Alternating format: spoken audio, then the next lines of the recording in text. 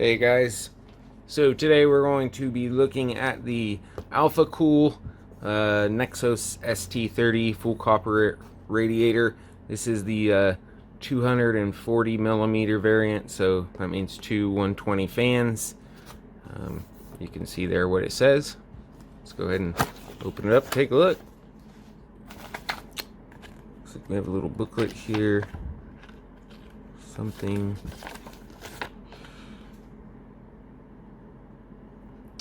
Just kind of tells you about mounting. Some warnings there if you want to read it. Pause the video.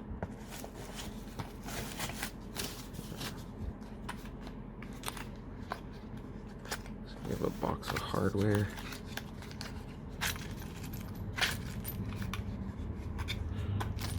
So looks like we have a bunch of different size screws. These are M3s. As we have 35 millimeter, 30 millimeter, 35 millimeter, and then the tiny guys. So these are going to be to mount fans through the radiator, and then this would be to mount the radiator directly to your case. All these screw caps are Allen, so they use Allen heads. And what's that sticker? So here's the radiator.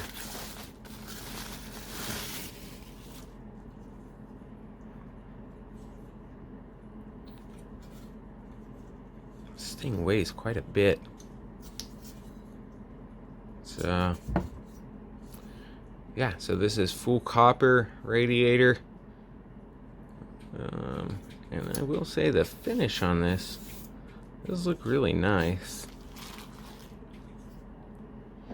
Yeah, and if you can see down inside there, it does have some little metal under there to protect you from if you were to put screws and go too far, it wouldn't puncture the radiator.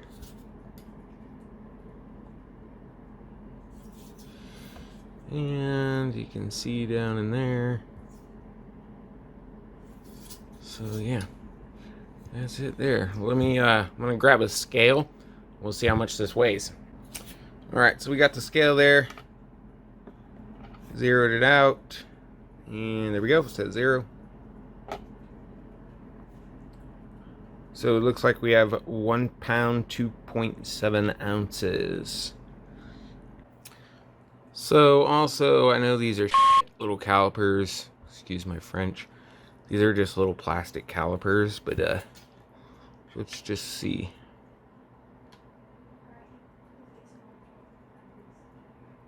So you can see there, it's showing 31 millimeters. And the tape measure.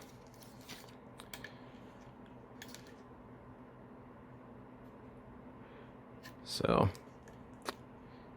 line it up there. Looks like about 1 1/8 inches, somewhere around there.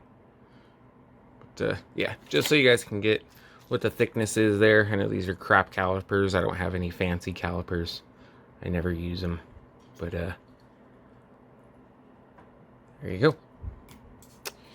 So yeah, pretty heavy little radiator. Feels really nice. Can't wait to get this in the in my computer. Anyways, guys, thanks for watching. Take care. Alright, so sorry for the mess here. I'm doing this in my kitchen on the counter. So right now I'm flushing out the 240 millimeter rad. I went and picked this up from Harbor Freight. It's just a little submersible pump, 158 gallon per hour.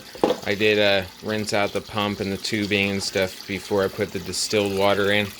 But I'm just using some system prep and distilled water. I drilled some holes in the back there. Mounted the radiator. Got this bucket at Walmart. So yeah, $8 for the pump, $2 for the bucket, and $1 for a foot of hose. And gonna let this run and flush everything out.